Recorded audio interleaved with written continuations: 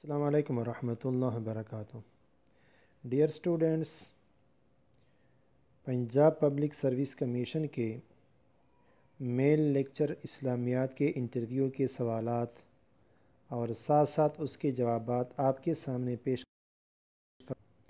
جو کہ ایک اسکالر کی طرف سے مجھے مل چکے ہیں۔ تھوڑا سا مشکل تو ہے انٹرویو، لیکن ایسے انٹرویو کے سوالات دیکھنے سے آپ کے اندر ایک تڑپ اور ایک جذبہ پیدا ہو جائے گا تاکہ اس جیسے سوالات میں دیکھ لوں۔ تو چلو تقریباً 11 سوالات ہیں، ہم آتے ہیں ایک ایک سوال کی طرف اور اس کے جواب کی طرف۔ تو سب سے پہلا سوال جو ہے استحسان کے بارے میں ہے کہ استحسان کی تعریف اور مثالیں بیان کریں۔ اس کا جواب یہ ہے کہ سب سے پہلے استحسان کا میں تعریف کر رہا ہوں، لیکن تعریفات میں نے دو ادھر نوٹ کیے ہیں۔ یہ اصل میں اصول فقہ کا سوال ہے نا، اصول فقہ میں استحسان آتا ہے۔ تو پہلا تعریف یہ ہے کہ قیاس خفی جس سے کسی فقہی مسئلے کے حل میں مدد لی جائے یا مجتہد کی اپنی رائے جو حکم شرعی کی صورت میں بیان کی جائے تو وہ استحسان ہے۔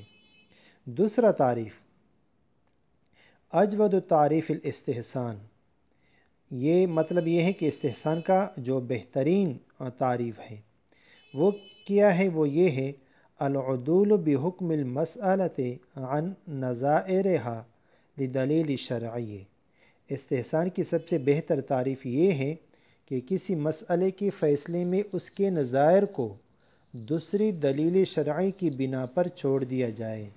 مطلب یہ ہوا کہ استحسان کی تعریفات بہت زیادہ ہیں، لیکن میں نے آپ کے لیے صرف یہاں 2 بیان کیے آپ کی آسانی کے لیے، تاکہ آپ اس 2 کو سیکھ لیں تو انشاءاللہ یہ کافی ہے۔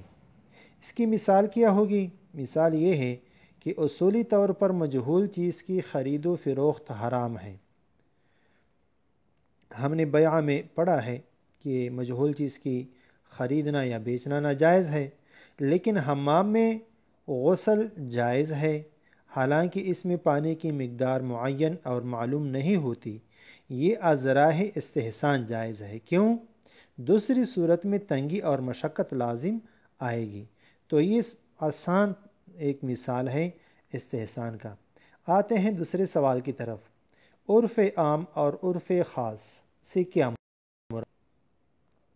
عرف، جواب یہ ہے عرف کی 2 قسمیں ہیں۔ ایک وہ جو تمام بلاد اسلام میں عام ہو اور اس پر تمام ارباب حل و عقد متفق ہوں، اسے عرف عام یا عادت عام کہتے ہیں یا کہا جاتا ہے۔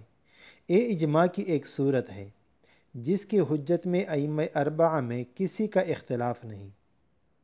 دوسری وہ جو تمام بلاد اسلام میں عام نہیں ہو اور اس پر تمام اہل حل و عقد کا اتفاق نہ ہو، بلکہ کسی ایک بلد اور اس کے ارباب حل و عقد میں رائج ہو، اسے عرف خاص یا عادت خاصہ کہتے ہیں۔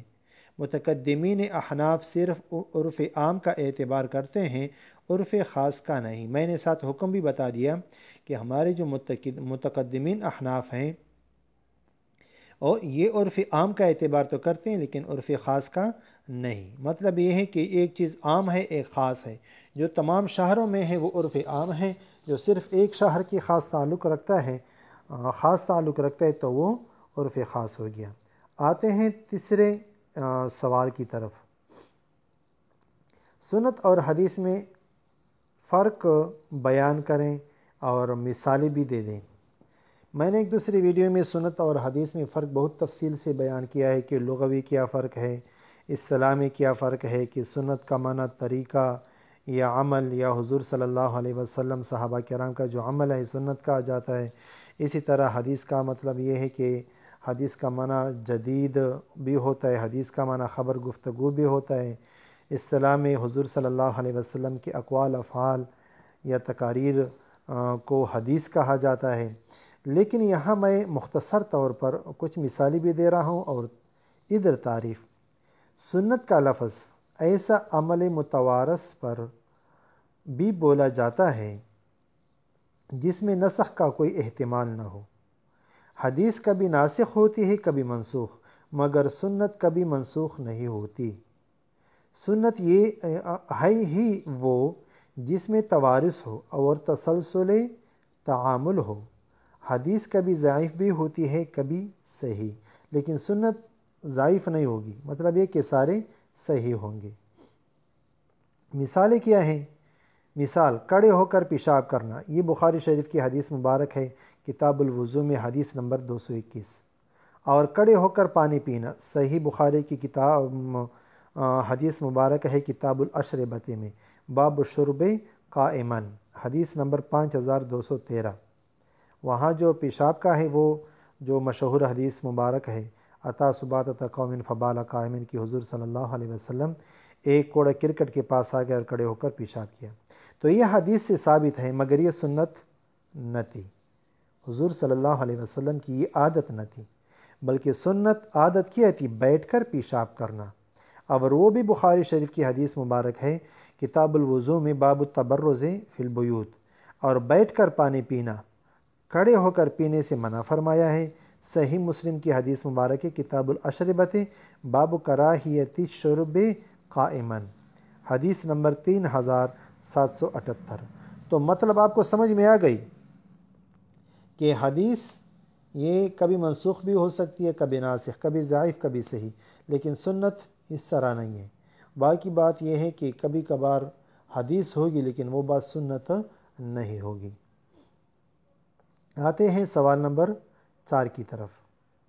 استشراق اور مستشرقین میں کیا فرق ہے یا کسے کہتے ہیں؟ جواب: غیر مشرقی لوگوں کا مشرقی زبانوں، تہذیب، فلسفے، ادب اور مذہب کے مطالعہ میں مشغول ہونے کا نام استشراق ہے۔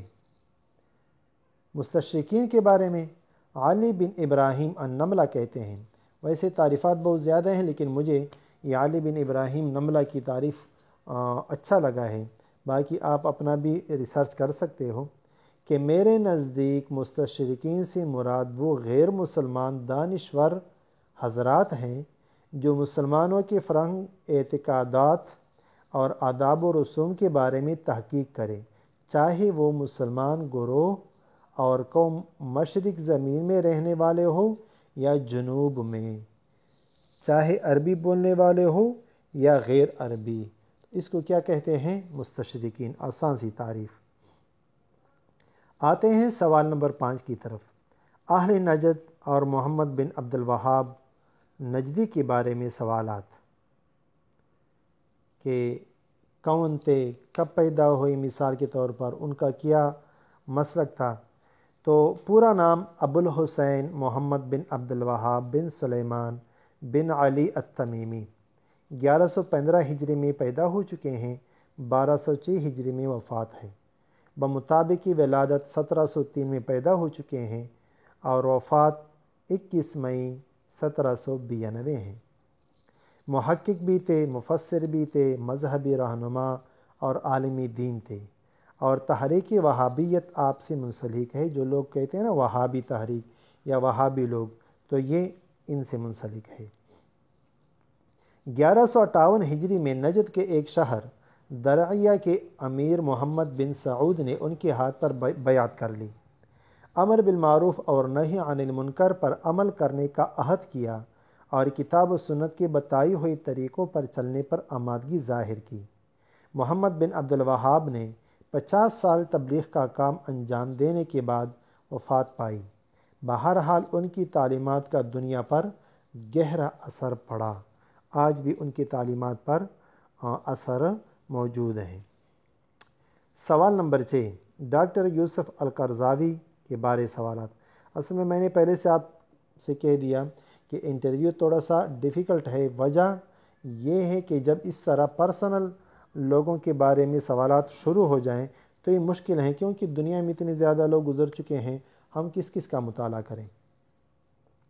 اس کا جواب یہ ہے ڈاکٹر یوسف عبداللہ القرضاوی، یہ 9 ستمبر 1926 کو پیدا ہو چکے ہیں، جبکہ 26 ستمبر 2022 مصری نژاد، قطری شہریت یافتہ مسلمان عالم اور فقیہ تھے۔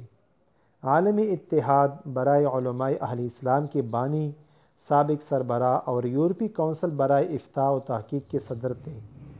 اسی طرح انہیں اخوان المسلمین کا عالمی پیمانے پر روحانی سرپرست اور اولین نظریہ ساز سمجھا جاتا تھا۔ اخوان المسلمین ایک تحریک کا نام ہے، اور ان کی کتابوں کے بارے میں بھی سوالات ہو چکے ہیں۔ بہرحال کتابیں بہت ہیں، میں کون کون سے بتاؤں، میں نے چند یہاں لکھ چکے ہیں آپ کے لیے۔ فتاوی یوسف القرضاوی ہے، اس طرح وقت کی اہمیت کے بارے میں لکھا ہے۔ اسلام اور غریبی کا علاج بھی لکھا ہے۔ رسول اکرم صلی اللہ علیہ وسلم اور تعلیم وغیرہ، یہ ان کے کتابوں کے نام ہیں۔ آتے ہیں سوال نمبر 7 کی طرف۔ داڑھی کے بارے میں سوالات۔ اصل میں داڑھی کے بارے میں سوالات، یہ سوال تھوڑا سا مبہم ہے کہ داڑھی کی شرعی حیثیت کیا ہے، داڑھی کتنی ہونی چاہیے، واجب ہے، فرض ہے، سنت ہے، لیکن میں نے پورا ان کا شرعی حیثیت آپ کے سامنے پیش کرتا ہوں، کیونکہ سوال مبہم ہے تاکہ تمام جوابات اس میں آ جائیں۔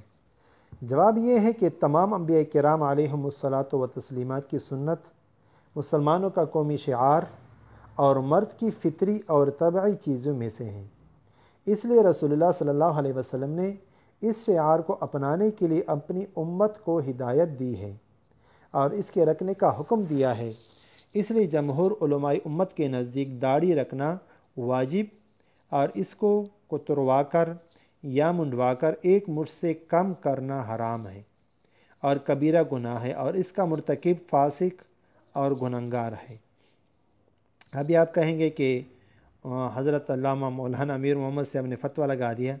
فتویٰ میں نہیں لگاتا ہوں، یا میں نے ایک فتویٰ آپ کے سامنے پیش کیا ہے۔ حضرت عائشہ رضی اللہ تعالی عنہ سے امام مسلم اور اصحاب سنن نے روایت کیا ہے، ویسی احادیث بہت زیادہ ہیں، میں صرف ایک دو آپ کے سامنے پیش کر رہا ہوں کہ رسول اللہ صلی اللہ علیہ وسلم نے فرمایا 10 چیزیں فطرت میں سے ہیں، پیدائشی سنت ہیں۔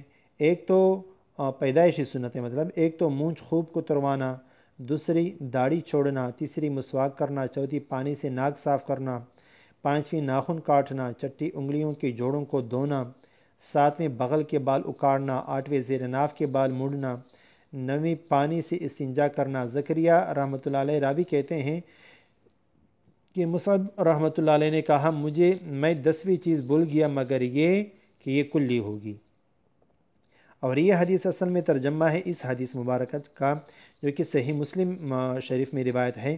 عن عائشہ رضی اللہ تعالی عنہ قالت قال رسول اللہ صلی اللہ علیہ وسلم 10 من الفطرت قص الشارب و اعفاء اللحیہ والسواک۔ بہرحال الی آخرہ، آگے پورا حدیث مبارک ہے، لیکن اس میں جو 10 انسانی فطرت کی چیزوں میں سے جو باتیں ہیں، قص الشارب مونچھوں کو کتروانا، و اعفاء اللحیۃ اور داڑھی کو لمبا کرنا، یہ اصل میں جو مقصد کی چیز ہے یہ ہے۔ یہ ہو گیا 7 نمبر سوال۔ آتے ہیں 8 نمبر کی طرف۔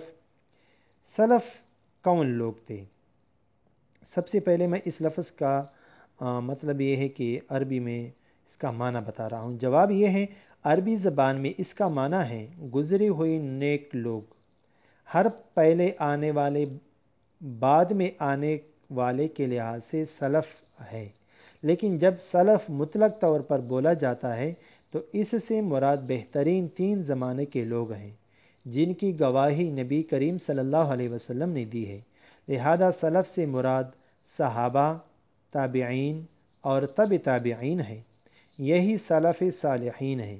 ان کے بعد آنے والے جو ان کے منہج کو اختیار کریں وہ سلفی کہلاتے ہیں، اگرچہ ان کا زمانہ بعد میں ہے، کیونکہ سلف صالحین کے طریقے اور منہج کو اختیار کرنے والے کو کہا جاتا ہے۔ اچھا، آگے آتے ہیں سوال نمبر 9 کی طرف۔ سوال نمبر 9 یہ ہے مولانا مودودی صاحب کی نماز جنازہ کس نے پڑھائی؟ جواب یہ ہے یوسف القرضاوی صاحب نے قذافی اسٹیڈیم لاہور میں پڑھائی۔ یہ اصل میں نے کہاں سے ڈھونڈا ہے، اور نوائی سے یہ 1979 میں وفات ہو چکے ہیں، میں اس وقت موجود نہیں تھا، پتہ نہیں کس نے پڑھایا، میں تو تھا نہیں، لیکن بہرحال میں نے کسی جگہ سے لیا ہے۔ آپ خود بھی اس کو دیکھ سکتے ہیں کہ ٹھیک ہے یا غلط ہے۔ آتے ہیں سوال نمبر 10 کی طرف۔ سنت متواترہ سے کیا مراد ہے؟ اس کا جواب یہ ہے کہ اصطلاحی حدیث میں متواتر ایسی حدیث کو کہتے ہیں جس کو ایک ایسی راویوں کی جماعت روایت کرتی ہے جس کا جھوٹ پر اکٹھا ہونا عقلاً و عادتاً ناممکن ہو، اور دوسری جماعت جو اس پہلی جماعت سے روایت کرتی ہے وہ بھی اس کی طرح کی ہوتی ہے، اور یہ وصف سند کی آغاز، وسط اور آخر تک موجود رہتا ہے۔ بہرحال یہاں یہ تو میں نے حدیث متواترہ کی تعریف کی، لیکن سوال ہے سنت متواترہ۔ وہ میں آپ کو یہ بتاؤں کہ سنت متواترہ کی مثال مسواک کرنا ہے۔ مطلب یہ کہ جس طرح حدیث وہ تو راوی ہوتے ہیں نا، اور سنت یہ تعامل میں آتا ہے۔ تو جب تعامل میں آتا ہے تو آپ نے دیکھا ہوگا کہ صحابہ کرام کے دور سے آج تک سارے صحابہ کرام مطلب یہ ہے کہ مسواک کرتے تھے، اسی طرح پھر تابعین کرتے تھے، جماعت کثیرہ ہوتی تھی، جھوٹ پر اس کا ہونا محال تھا عقلاً اور عادتاً۔ تو یہ بھی ایک سنت متواترہ ہے، مسواک بہترین مثال ہے اس کا۔ تو دوست یہاں تک آپ کے سوالات مکمل ہو گئے، دیکھنے کا شکریہ، جزاکم اللہ۔